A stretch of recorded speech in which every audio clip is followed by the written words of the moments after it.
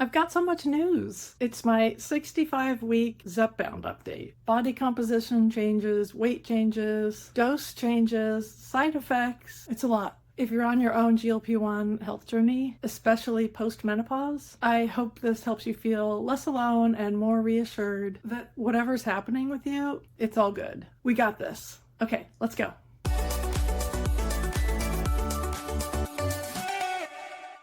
If you're new here, hi, I'm Bobby. For the past 65 weeks, I've been on a GLP-1 health journey and sharing it here on YouTube.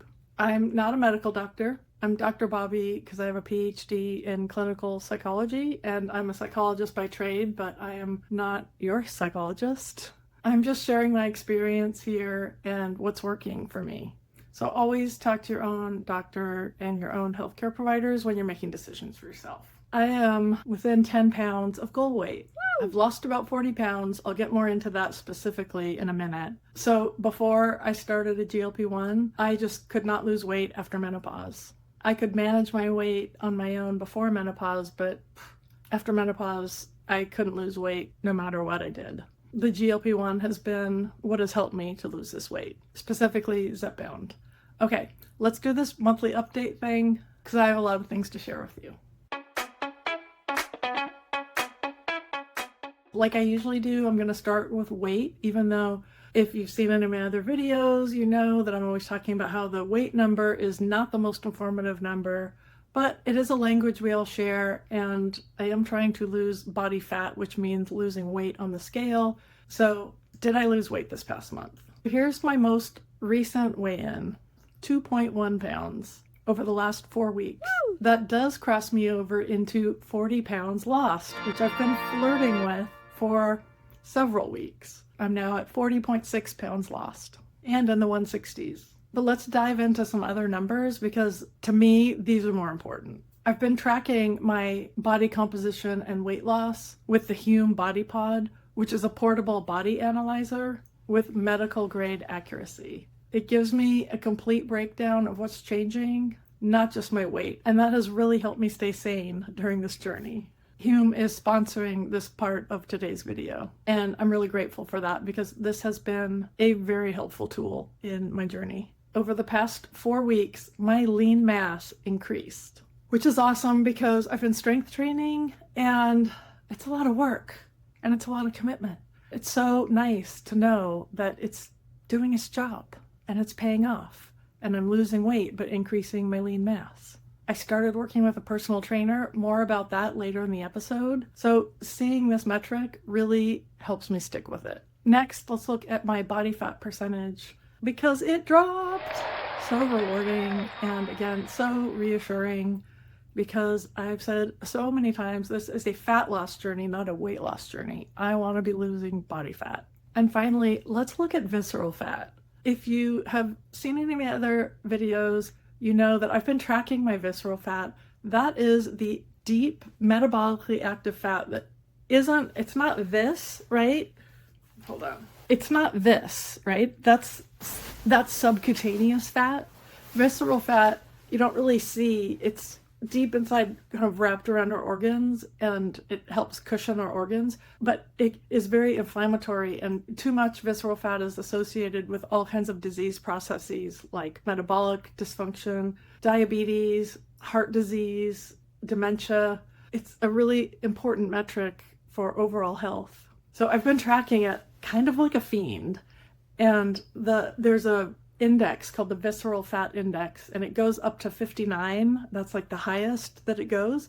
Well, when I started my journey 65 weeks ago, my visceral fat was too high, but it was 17, and 12 and under is normal. So it was elevated, but it didn't scare me, but it did kind of scare me because it's too high. So I've watched it creep down slowly over the past year and some months, and for the past several months, it's been hovering at 13, which has been driving me a little crazy because it's 1 point above the normal range, and I kept wondering when it was going to drop down to 12. It dropped down to 12, you guys! I now have a normal range of visceral fat. I have been waiting for this.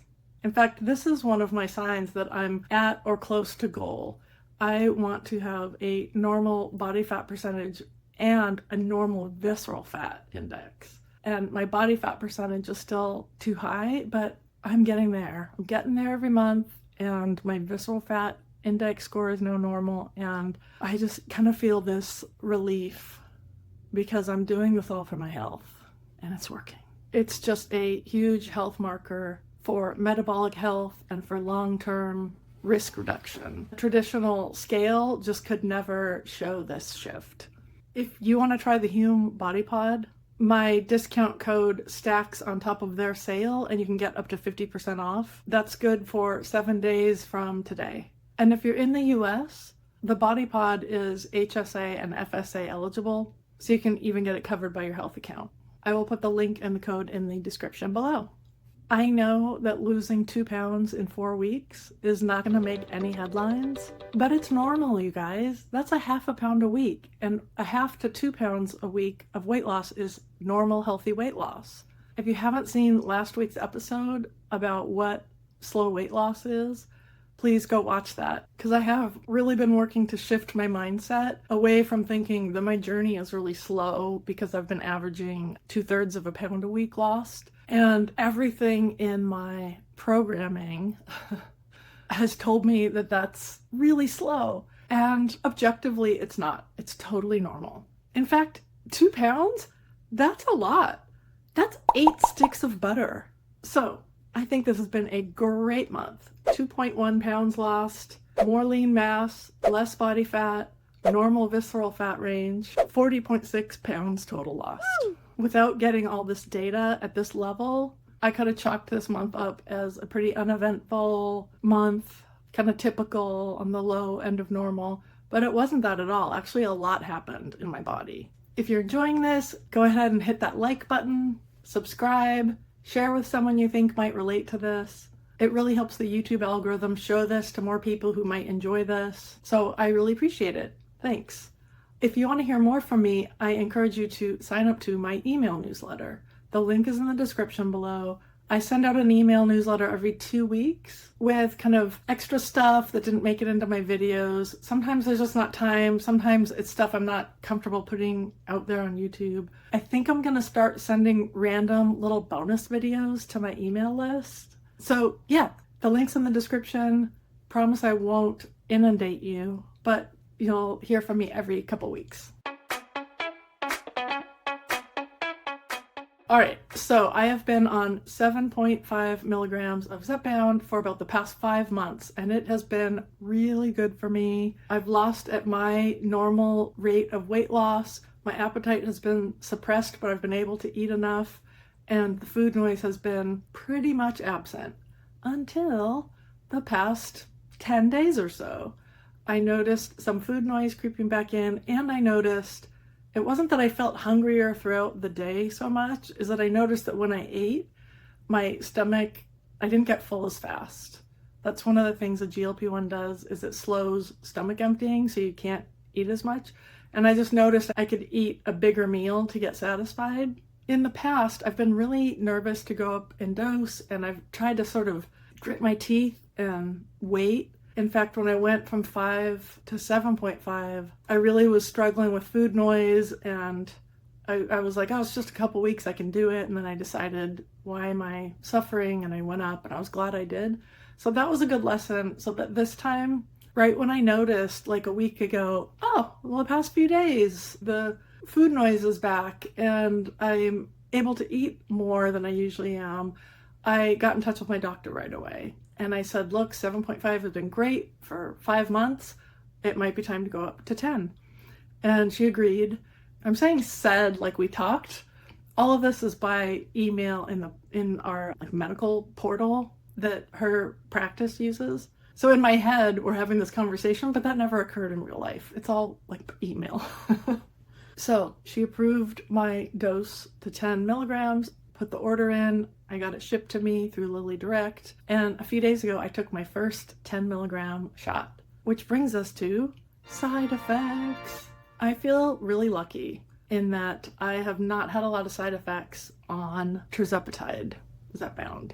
I took semaglutide for a few months last year before I switched. That's a whole other story I won't get into right now. But I also did not have a ton of side effects on semaglutide, but I did have pretty bad constipation that required a lot of intervention to stay regular that I don't need on Zepbound. And the first time I took semaglutide, I had some really deep fatigue. And I think the first time I went up in dose, I also had some just bone crushing fatigue. I haven't had that since then until a few days ago. So I'd kind of forgotten that that might happen. And I took my dose at night, because that's when I take it. So I took the 10 milligrams, yeah. And the next day I'm like going about my business, la la la, you know, I was working, it was a Tuesday. And I finished work, it was about 6 o'clock, and I felt exhausted. I felt as if I had pulled an all-nighter the night before, like hard to keep my eyes open and just really like hard to focus. And I thought, I can't make it until bedtime without a nap, so I'm gonna take a nap at 6 p.m. I lay down, I woke up at like 10. I slept for 4 hours. And at 10, I woke up and I still felt tired, and I was like, well, I'm in bed for the night. I slept through the night. I slept for 14 hours. And the next day is when I realized, oh, I bet it's fatigue from the dose increase. It didn't come back. It was just that one night. But I can't think of any other reason why I would have felt that tired and slept that much. So I think I did have that side effect. Every other time I've gone up on Zepbound, I did not get fatigue. So it's something to remember that you can never really predict what your side effects will be. When I first started Zepbound, I had some very mild nausea. I never vomited or anything, but I felt queasy, and I took a Zofran and it went away. So that's why I considered it mild, is like I took one Zofran and the nausea didn't come back. And so that happened when I started at 2.5. And then when I went up to 5, I had that same like light nausea, and I took a Zofran and it went away. And then when I went up to 7.5, I don't think I had any. If I did, it was so little that I forget. So I wasn't worried about side effects going up to 10. And lo and behold, I had fatigue that I have not had since last year when I started semaglutide. I'm going to try to find a little video that I made a year ago when I was super tired as a side effect, because I think it's kind of funny how I documented how tired I was. I'll share it here if I find it. It's only 5:30 p.m. but I'm so tired. It's too early to go to bed, and I haven't had dinner yet. But I'm done with clients, and I'm lying here, and I feel like I could just go to sleep and sleep all night. I won't. I'll get up. I'll rally. I'll make some dinner. But I'm going to set an alarm to at least lie here for like 30 minutes. So I'm a few days out, no side effects, and I already notice the food noise is gone and my appetite is back to how it was a few weeks ago. So I think I made the right call. I think I'm kind of getting the hang of this. It took me a year. I used to fret about each dose change and, second guess myself and everything. And I think now I was just like, oh, okay, I see these changes. The medication's not quite as effective. I have room to go up. I've been on my medication for 5 months, so it's not like it hasn't done a stellar job at 7.5. So I just kind of didn't ruminate too much about this. It just felt like the right thing to do, and I did it, which is not always easy for me. I want to fill you in on my personal trainer appointment. I was talking all last year, I would say as an aside, like, oh, I should hire a personal trainer. Oh, I want to consult with a personal trainer. And it was just one of those things that never happened. It finally happened. And I'm so glad I did it. Although I honestly don't know how often I will meet with him, but I'll tell you why. I've been strength training and just kind of doing like a basic strength training workout for the past year. So I felt like I had some good foundational strength, but I have been rucking and training to start taking backpacking trips where I'll be hiking for I don't know how many miles with, a fairly heavy pack on my back, 20, 25 pounds. So I really wanted to consult with a personal trainer about exercises I can do in the gym that will help me out on trail with navigating, rocky terrain or lots of elevation changes and things like that. I learned a lot in this 1 hour appointment. He showed me so many exercises I can do that are versions of what I've been doing, but that add a little bit of instability so that it trains all those little muscles that will need to be active when you're not walking just on flat ground, when you're walking over roots or rocks. And part of my training is hiking and walking over roots and rocks, but the training in the gym feels so reassuring to me in terms of like injury prevention. And it was stuff that I didn't think of because I'm not a personal trainer, but that totally made sense. Like I've been doing leg press, and he gave me an exercise to put this sort of round jelly thing. I'll find a picture and I'll put it up here to show you what I'm talking about. Because I didn't film at the gym. It's part gym, part like rehab facility. It's connected to a hospital. And so I don't feel comfortable filming there. So anyway, take this round squishy thing and put it on the leg press pad and do one leg presses at a lower weight, obviously, to train strength while your foot is sort of wobbly. I'm like, this is exactly what I needed, but I just never would have thought of it. I also learned what a trap bar is. I never knew this, right? You just like can't know what you don't know. But when I brought it up to my son-in-law who lifts heavy, he's like, oh yeah, I love the trap bar. I'm like, I'd never heard of it. It's basically this like cage type thing that you put the weights on. I'll find a picture and I'll show you, that helps with doing deadlifts. And the reason why this feels like such a good find for me is that I was telling the personal trainer that I liked doing deadlifts, but that I felt like I was going to hurt myself. And he said, oh, the trap bar is a safer way to do it. You stay in form or something. I don't know. I can feel the difference. Doing deadlifts with the trap bar just feels more stable. So I'm going to incorporate the trap bar into my strength training. I'm going to incorporate the wobbly things. And then in terms of elevation change, he showed me some machines. Like I didn't know we had special treadmills that go up to 30% incline. Oh my God, that's crazy. It's like this. So that I can train on a really high incline. And also there were some machines that I had never really noticed because I just thought they were ellipticals or something. But they're kind of like stair steppers, but instead of just going upstairs flat like this with your feet, it's a little bit more of an angle, the way it would be if you're walking up the side of a mountain, not stairs, but I think you know what I mean. So doing some cardio machines that emulate different movements than just walking the treadmill. And I asked him if he thought it was a good idea to do these machines with weight on my back, and he said absolutely, to train with a backpack on.